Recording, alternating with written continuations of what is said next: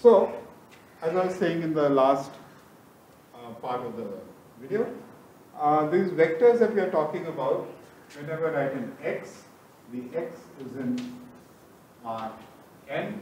If I say a vector in x in Rn, it has n components. So I would like to write it as x is equal to x1, x2, comma, comma, up to xn. And this looks as if it is a row vector. But one has to be very careful that all vectors, if we talk without any further qualifications, are in fact column vectors. So I should actually be writing this as x1, x2, dot, dot, dot, xn. And the trouble with this is that this takes up too much space on the blackboard or on a page, and therefore no one ever writes like this. You would actually write a T there for transpose. And you'll say that x is x1, x2, xn transpose, which is actually that column vector. Now, this writing that transpose there is going to be a bit cumbersome, and therefore it's going to be a bit difficult, and therefore very often one doesn't write the T here. And one just writes x1 to x1, actually one needs a column vector. So just be careful about this, you'll get a bit used to this as we go along. Okay, so the first thing we have to understand is that how is it that this definition of the derivative as a linear map, how is that consistent with what happens when n and k are both equal to 1? So, if n is equal to k is equal to 1, then we accept that the derivative is a number. In my definition of the derivative, it was a real number. And the question is, how is this real number actually a linear map? If you just think about it, what I have said is that the linear map should be a linear map from R to R. So when n is equal to k equal to 1, then the derivative of f at k, according to this definition, is in fact a linear map from R to R. And this is something that you have seen in your linear algebra classes, that every linear map from R to R is given by multiplication by a scalar. Namely, if you have a linear map L from R to R, so L of x, say, is 5 times x, L of x is a linear map on x. L of x has to be given by L of x is equal to a times x for some a. So, that L that we are getting in the definition of the derivative in one dimension, which was a number, actually can be thought of as being a linear map. So there is no inconsistency between the definition of derivative that we have given here and the definition of derivative when n is equal to k is equal to 1, which was a real number. These two definitions are in fact the same. So, as soon as you come across something like as soon as you come across an idea like this, you have to learn how to play around with it. Actually, here itself I should pause a little bit and tell you that, we had a definition of derivative when n is equal to k is equal to 1, and we want to do it for Rn and Rk, function from Rn to Rk. And the question is, how do you adjust the definition that you have for n equal to k equal to 1 so that it is also valid in a more general situation? Now, this is something that you have to learn, try to figure out in more and more contexts, that you have a definition in a certain setup, you want to generalize it to a setup which includes the previous setup. And how do you generalize it? So if you just think about it, this is the only way that you can generalize what is meant by the derivative. Okay? So this is the only way, and you're forced to think of this L as a linear map. So there are a bunch of exercises that you should try and do here. So I will write these exercises very quickly. That if f, so now f is from Rn to Rk, and f is a constant.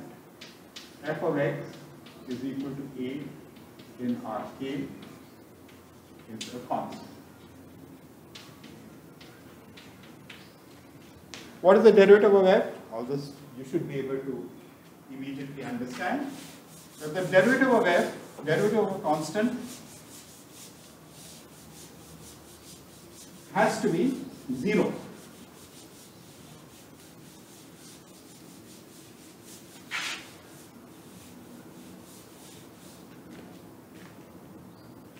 Then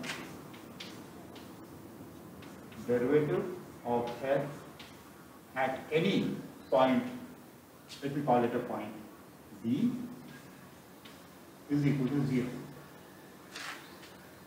There was a momentary confusion between the a that I have there and the a that I had used earlier. So I'm taking a fx equal to a. I should not have called it a, I should probably have called it c. Okay? Anyway, now that I've called it a. So a is a fixed point in Rk. Then derivative of f at b is equal to 0 for all b in Rn. Where is this 0? Is this 0 in R? Is this 0 in Rk? Is this 0 in Rn?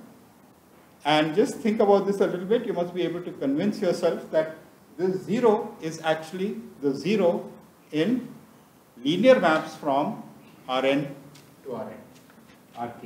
So the 0 is an element in linear maps from Rn to Rk. And this is one sort of confusing thing that you have to keep in track with. This is happening all over the place. The 0 in the vector space is always denoted by 0. You have to figure out which vector space you are in and which 0, where that 0 lies. So this 0 is not an element in Rn, it is not an element in Rk, it is a 0 in the linear maps between Rn and Rk. So this is something you should be able to see yourself prove to you immediately. And the next statement will be that suppose f from Rn to Rk itself is a linear map.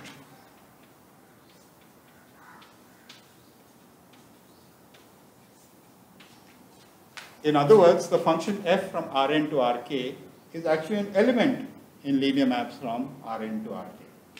That is, f is an element in linear maps from Rn to Rk. Then the derivative of f at a. This is a linear map from Rn to Rk. What should the derivative be? The derivative of f at a is equal to f. This takes a little bit of getting used to, that the derivative of the function at the point a is the function itself. Be careful, this is what happens in one dimension, that if you have a linear map from R to R, namely fx is equal to 5 times x, then the derivative of fx, if fx is 5 times x, d by dx of 5 times x is 5. And 5 actually represents the linear map x going to 5 times x, which is the function f itself. So when n is equal to k is equal to 1, the fact that d by dx of 5 times x is 5 is exactly this statement. Okay? Now here itself, you should try to ask yourself the question that if this is what the derivative is, f itself is a linear map, the derivative function at a point is a linear map, what is the second derivative? So here, the question you should think about is, what is the second derivative?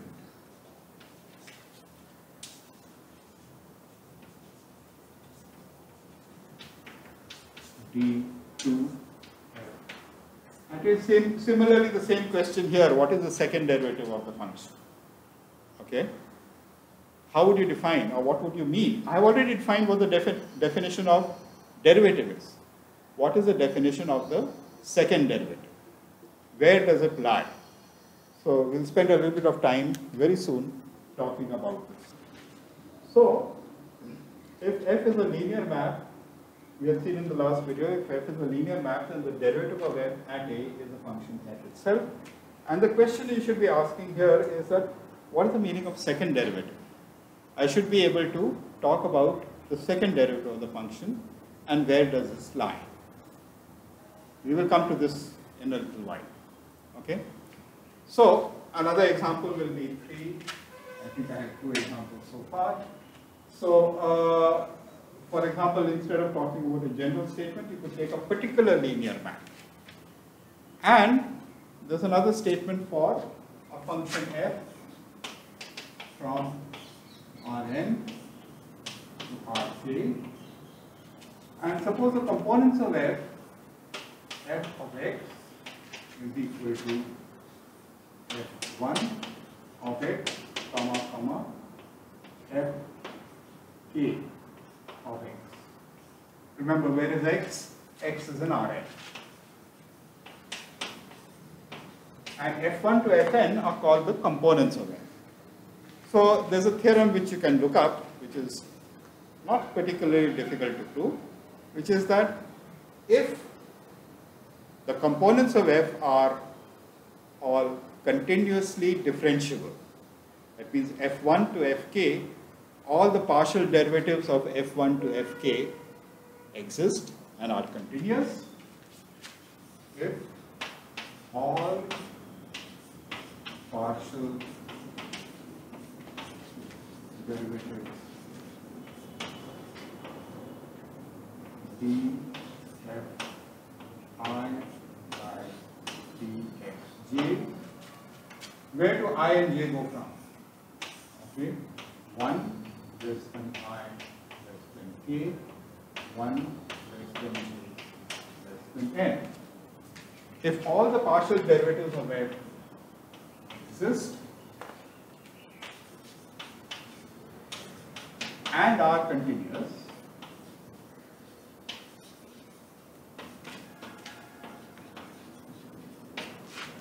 then the matrix representation of the derivative of f at any point A, then the matrix representation of the derivative of f at A with respect to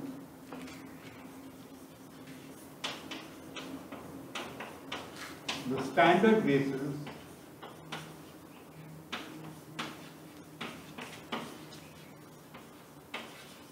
of Rn and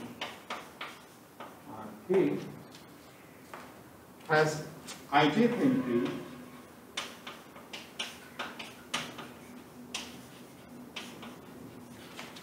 d f I by dxg at djfi.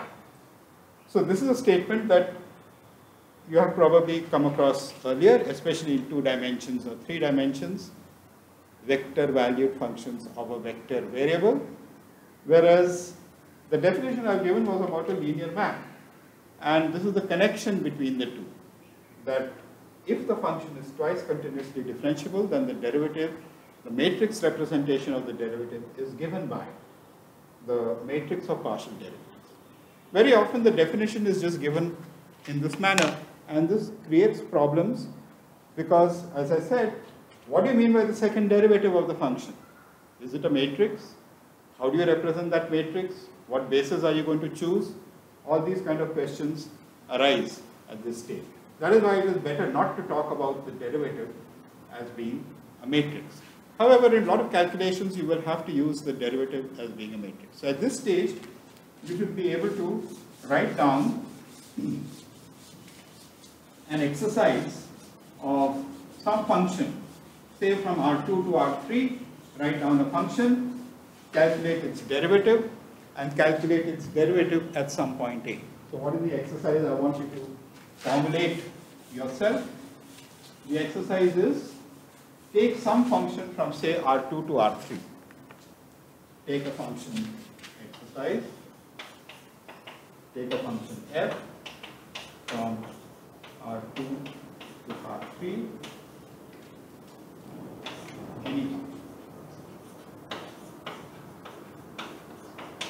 of your choice. And evaluate the derivative of f at the point phi 6. Remember, where should this be? This should be a linear map from R2 to R3 and evaluate it at some point 7, 8. And where should the answer lie? The answer should be an element in R3.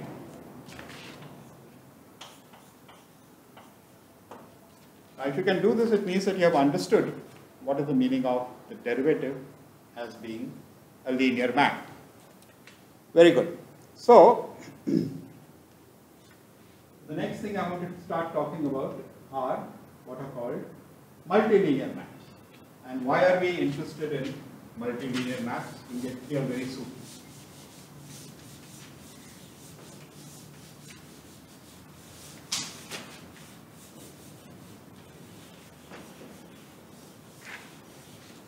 Actually, erasing a board helps students to understand what is going on.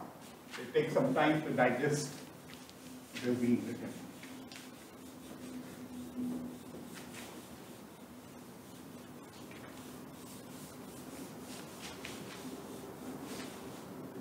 Okay, so I want to talk next about the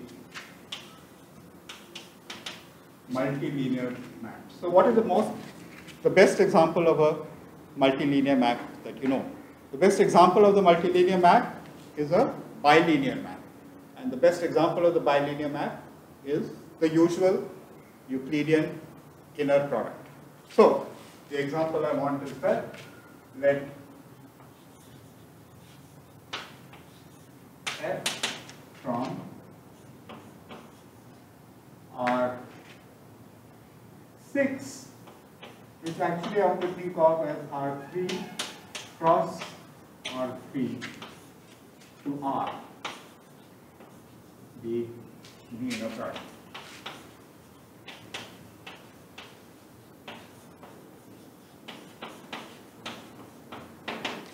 What do I mean by this?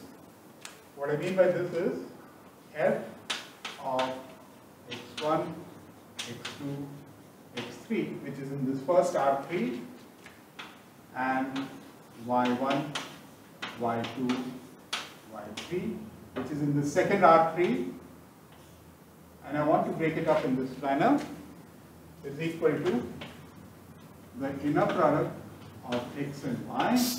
Where are x and y? They are in R3. And my definition of the inner product, of course, is that this is equal to x1, y1 plus x2, y2 plus x3, y3. So the first question is that, is this a linear map? And you must be immediately able to convince yourself that this is not a linear map.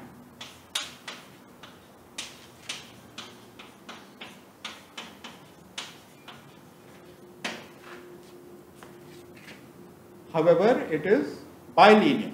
What is the meaning of bilinear? Bilinear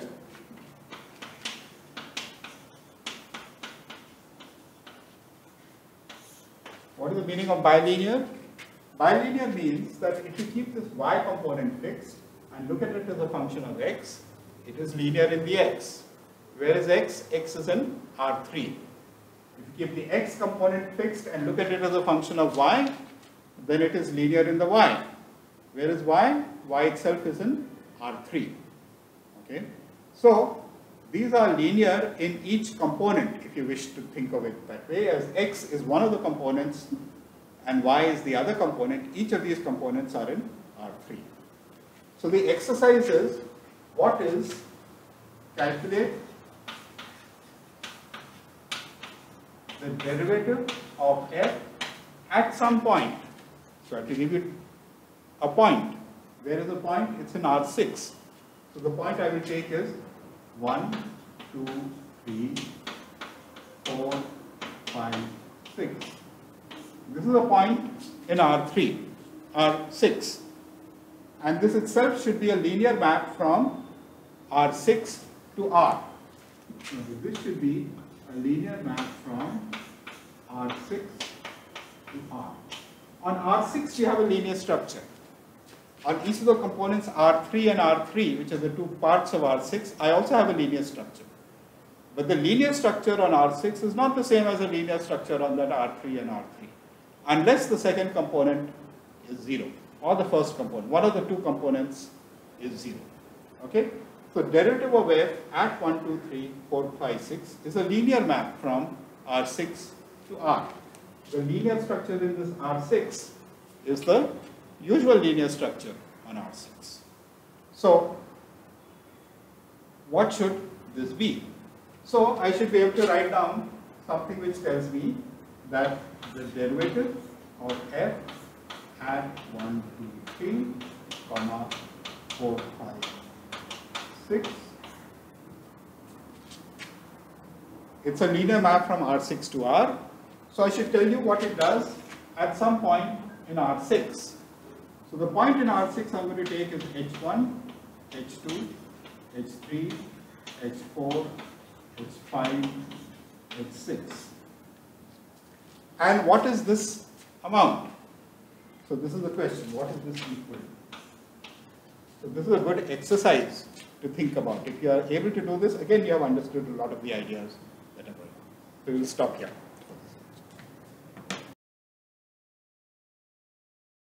So we are talking about the derivative of a bilinear map.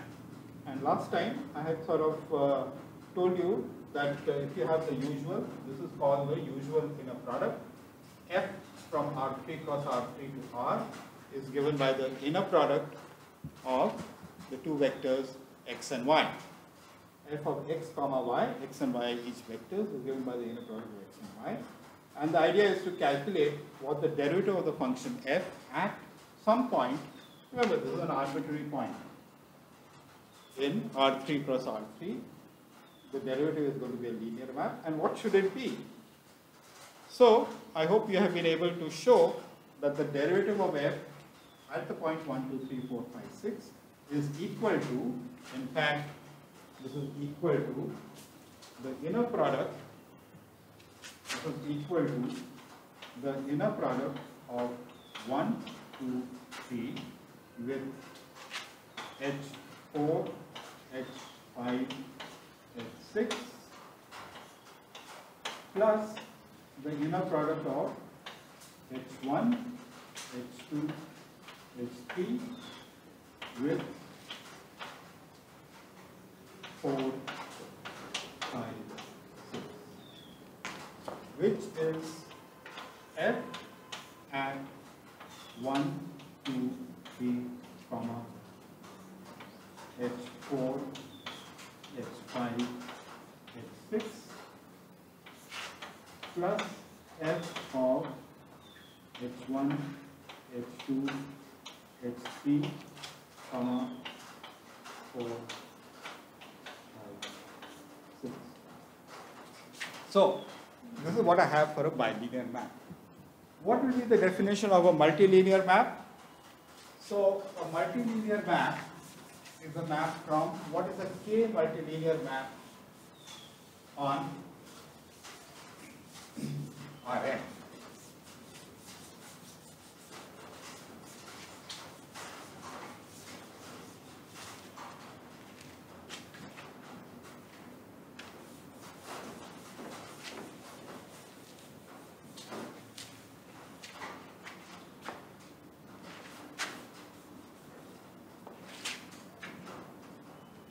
So definition, f from Rn cross Rn k times to, if you write it R, is k multilinear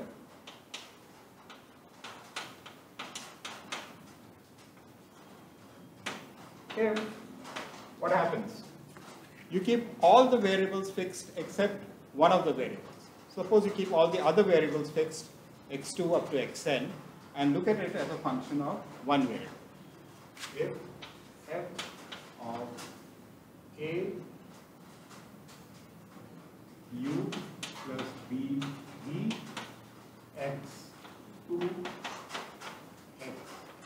K is equal to A times F U x2 k plus B times F V x2 xk.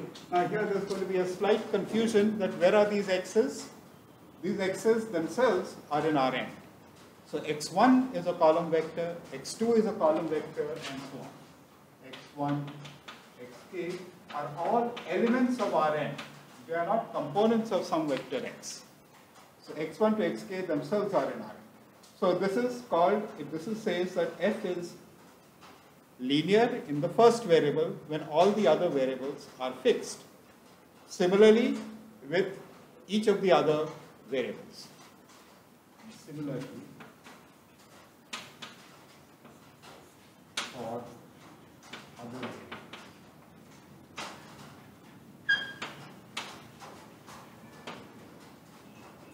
x2 up to xk.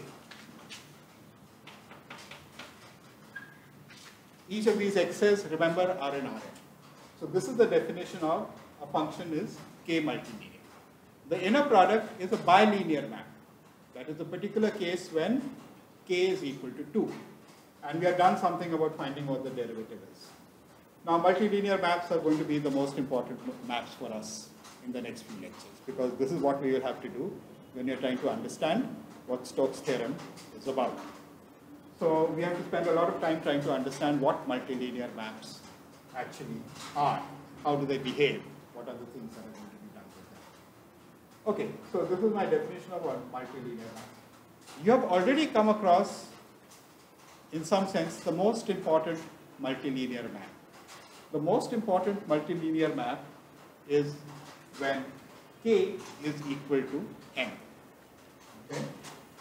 But before I do that, you must understand that multilinear is not the same as linear. So multilinear, k multilinear is not the same as linear. There are linear maps that are not multilinear, and there are multilinear maps which are not linear. In fact, for k greater than 1, the only map that is linear and multilinear is the zero map. Okay? And when k equal to 1, when k is equal to 1, multilinear is equal to linear, k greater than 1. So let me just leave that question, what happens when k is equal to 1?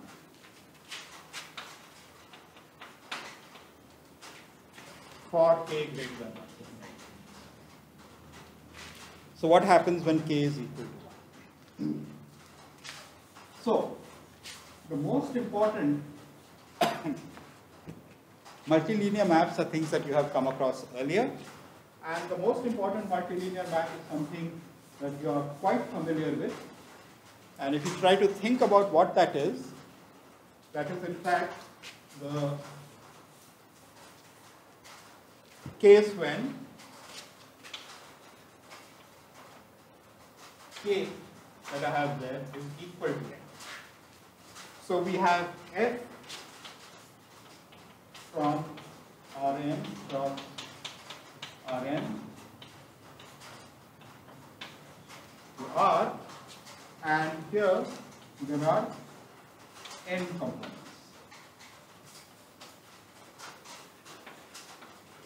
So a multilinear map with n components, Rn cross Rn, n times to R. The most important example is f is equal to the determinant of the n by n matrix that you get by putting those components in there. So the determinant is multilinear in each of the columns of that determinant. This is something that you have seen before. So determinant is a multilinear map, and the question is, what is the derivative of a multilinear map? So if you try to think about it, the question is, if you have a K multilinear map, what should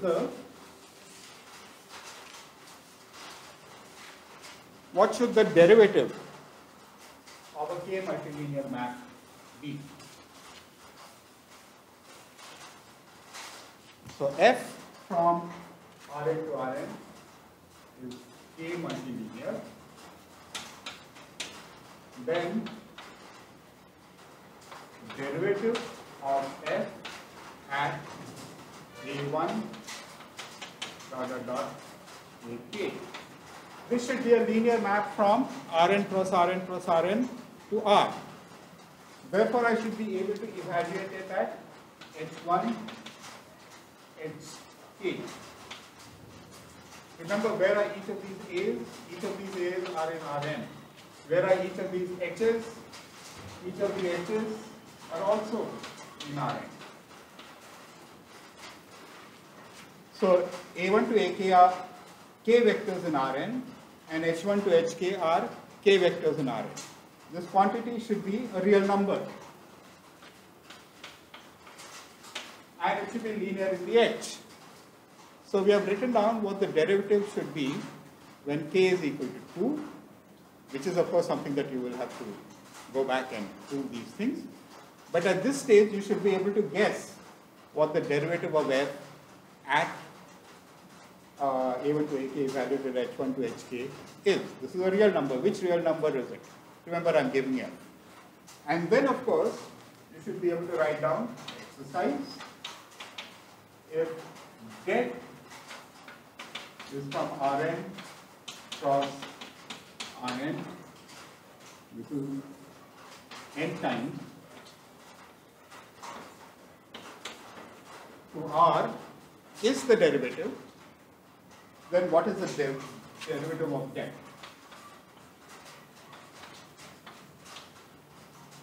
So we'll stop here, we'll continue from here.